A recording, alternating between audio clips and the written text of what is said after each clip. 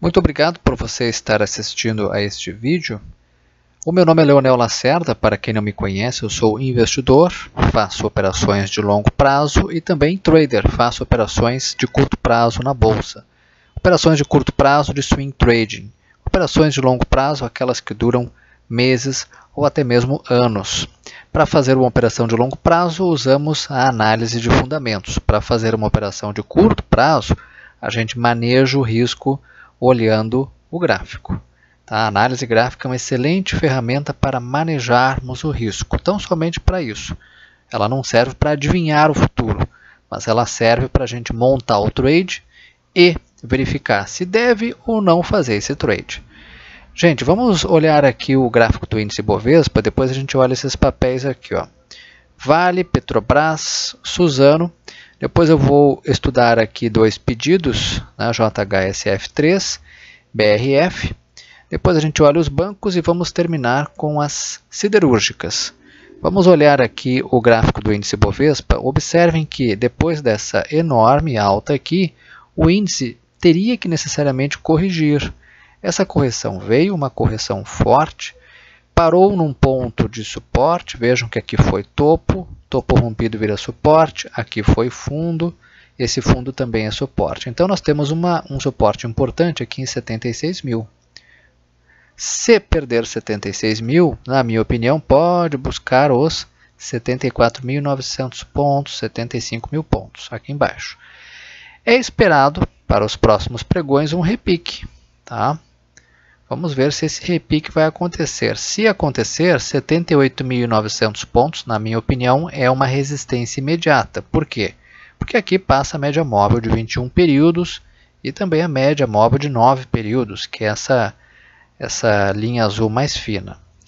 Bom, rompendo essa região aqui, caso o índice volte a subir, nós temos como resistência agora bem significativa 81.743 pontos, esse topo aqui. Esse topo aqui exerce uma resistência agora ao preço.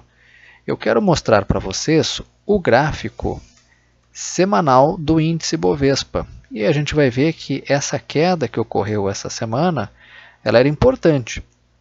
Por que ela era importante? Porque nós tivemos aí 6 semanas seguidas de alta, né? Olhem aqui, ó. 1, 2, 3, 4, 5, 6. Depois dessa alta aqui enorme, era normal uma correção. Veio uma correção forte e quem acompanha os nossos vídeos aqui no nosso canal no YouTube ou lá no site Finance News, a gente continua trabalhando com aquelas duas hipóteses. O que o índice vai fazer no médio prazo, daqui a várias semanas, daqui a alguns meses? O índice está fazendo onda 1, onda 2 e vai fazer uma onda 3 para baixo? Ou o índice fez onda 1, faz o teste de fundo para lançar uma onda 3 para cima e nos levar lá para os 88 mil pontos?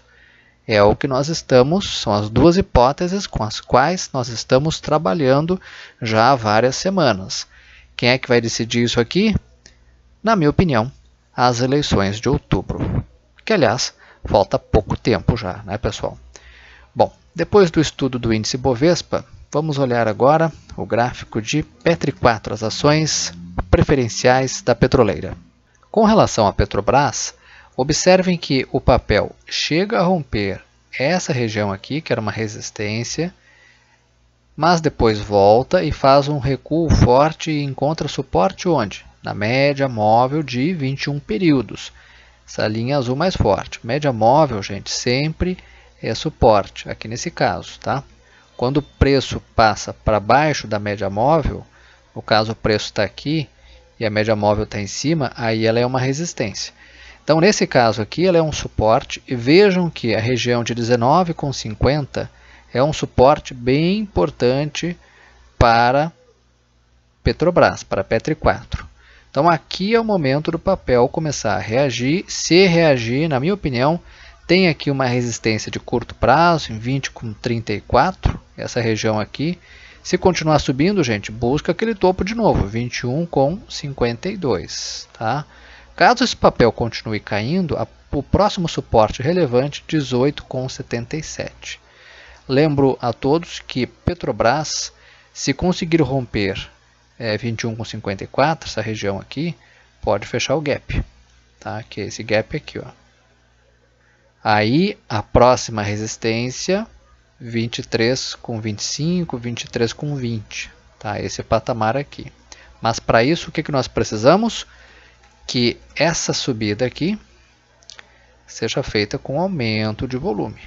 O volume é o que justifica a tendência de alta, tá, pessoal? Agora vamos olhar o gráfico da Vale, Vale 3. Observem que Vale fez uma correção. Essa correção veio até onde? Até a região da média móvel 21 períodos. Suporte, tá? Suporte, suporte. É um suporte bem importante. Vejam que deixou aqui um sinal que parece um martelo aqui num fundo. Isso é significativo, porque esse papel indica que ele vai buscar de novo, caso deixe um candle aqui de máximas e mínimas maiores, pode buscar de novo a resistência em 53,62. 53,62 é uma resistência importante de curto prazo que o papel não consegue romper, já faz vários pregões, tá? Caso rompa esse patamar, busca de novo a resistência principal lá em 55,30, dada por esse topo aqui. Tá? Papel em região do suporte, o volume caiu significativamente. Esse volume aqui tem que voltar a subir para nós imaginarmos novas altas importantes nesse papel. Tá? Na minha opinião, esse papel aqui, embora nos últimos pregões ele esteja aqui enrolado nessa região, a tendência principal aqui ainda é de alta. Agora vamos estudar o gráfico de Suzano, SUSB3, que é um gráfico que me chamou a atenção. Eu quero compartilhar com vocês. Veja só, a Suzano, esse papel ele é beneficiado, obviamente, pela alta do dólar, né, gente? O dólar sobe, esse papel também acaba subindo, tá? Olha aqui, ó, onda 1, onda 2, teste de fundo. Qual fundo? Desse fundo aqui. Arma aqui um pivô de alta e rompe esse topo aqui. Nós temos uma condição aqui para termos uma onda 3 para cima. Qual seria o alvo dessa onda 3? Se nós olharmos aqui na esquerda, o alvo seria nessa resistência aqui, nesse topo aqui, que é uma resistência, ou seja, 47,81. Essa região aqui. A outra forma que nós temos de calcular isso é pedindo uma ajuda para o nosso amigo Fibonacci. Fibonacci calcula isso para a gente, extensão de Fibonacci. Então a gente pega o fundo, eleva até o topo, baixa aqui, nós temos aqui 100% de Fibonacci, onde? 46,95, perto daquele topo onde eu falei para vocês, tá? 100%. Por que 100%? Teoricamente, tecnicamente, a onda 3 ela tem pelo menos 100% dessa onda 1. Então 100% é a extensão dessa onda aqui. Então, gente, nós teríamos um alvo lá. O que tem que fazer? O papel já rompeu. Tá? Então, quem não entrou, entrar agora estaria fora de timing. Tá? Porém, se esse papel faz um recuo, se ele faz um recuo de novo até a região de R$ 45,00 e volta a subir, pode ser uma chance para entrar. Aí, cada um entra de acordo com o seu perfil de risco. Tá? Isso aqui não é sugestão, nem recomendação, por favor, não entendo dessa forma, porque eu não faço recomendação, não posso fazer. Sou tão investidor quanto trader investidor quanto você, não sou analista. E então isso aqui é apenas uma dica para vocês colocarem no radar de vocês, tá, pessoal? Vejam, o volume está subindo, isso é importante. Então nós temos várias condições aqui importantes que tornam esse gráfico atraente, tá?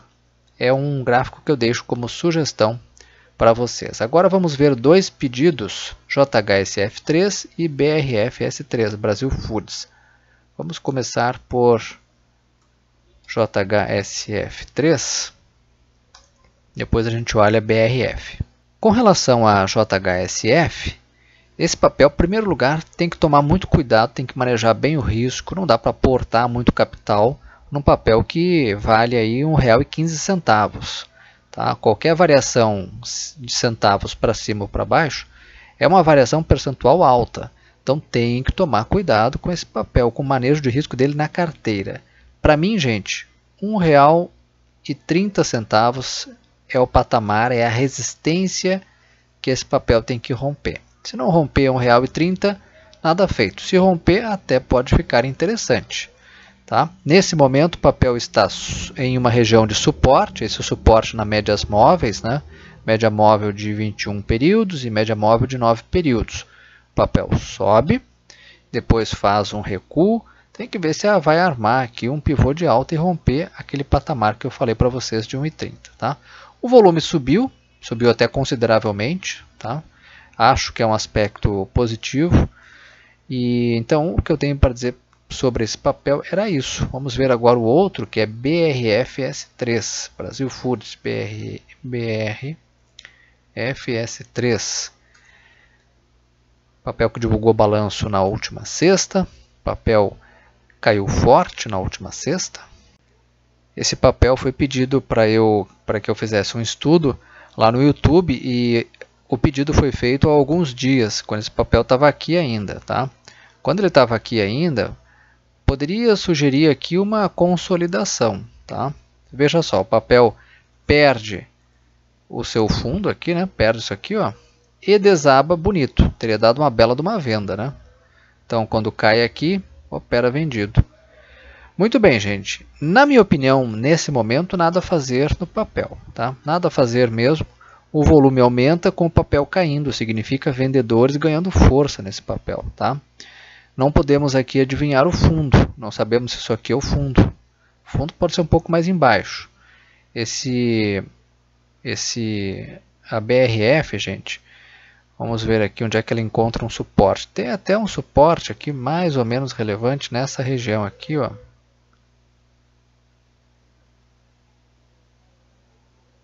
Aqui, né? 19,65. Esses topos aqui que foram rompidos podem ser um suporte. Tá? Então, o fundo pode ser um pouco mais embaixo aqui. Tem que ver, esperar esse papel fazer aqui, achar o fundo, voltar a subir.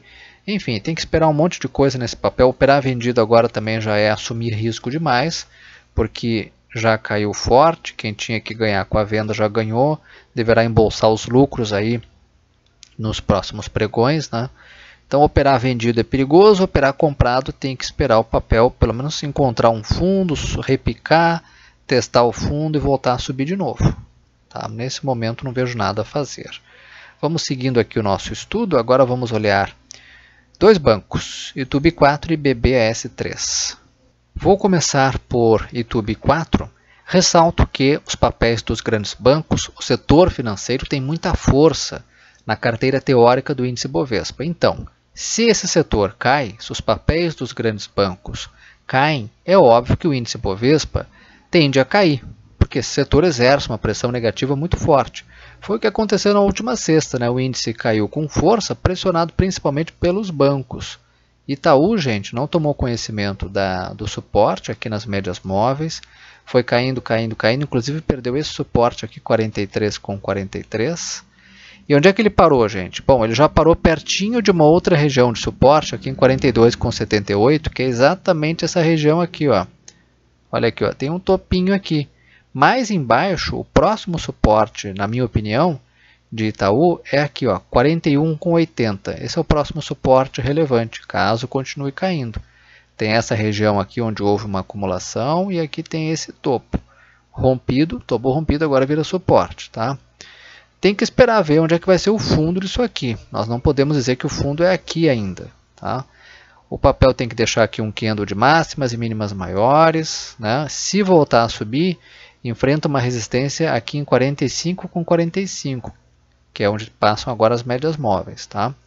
A média móvel agora, nesse caso aqui, exerce uma função de resistência ao preço, ok?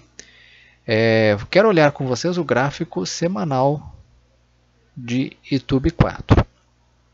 Aqui no gráfico semanal a gente vai observar que as últimas quedas do Banco Itaú foram quedas que representam apenas uma correção lá no gráfico semanal, que é o gráfico usado para position, principalmente, para quem olha mais o longo prazo.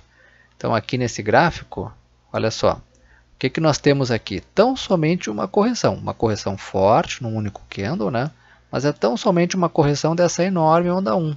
Então, onda 1, onda 2, até teria um espacinho para cair um pouquinho mais embaixo, não tem problema nenhum. O interessante é se YouTube 4 cai, sobe, né? Cai e volta a subir de novo numa onda 3 para cima. Aí vai ficar interessante, tá? Vejam que é um movimento muito parecido com aquele do gráfico do Ibovespa. Cai, sobe. Será que vai cair de novo para fazer uma onda 3 para baixo? Ou será que vai fazer isso aqui, ó, onda 1, onda 2 e onda 3 para cima? Bom, esperemos as eleições. Vamos olhar agora o gráfico de Banco do Brasil, BBAS3. Bom, vamos ver aqui agora o gráfico de Banco do Brasil. Vejam que Banco do Brasil resiste bravamente a uma queda mais forte. Tá? Não é uma queda tão forte, não foi quanto a de Itaú, mas tem espaço para cair. Mas, tá? Olhem aqui, ó, essa queda aqui veio acompanhada de forte volume. Significa o quê? Vendedores ganhando força nesse papel. Então, se continuar caindo, ele tem um suporte imediato, 31,24, dado por esse topo aqui. E depois, esse topo aqui é o próximo suporte, 30,77, tá? Se esse papel inverte aqui, inverte essa tendência de curtíssimo prazo de baixa e volta a subir, encontra resistência onde? Bom, resistência aqui imediata, 33,94, depois 34,55, dado por esse topinho aqui, tá? Vejam também que no gráfico semanal, o que aconteceu, essas quedas, né, do Banco do Brasil, elas são tão somente uma correção da enorme onda 1 que começou ainda lá no mês de junho.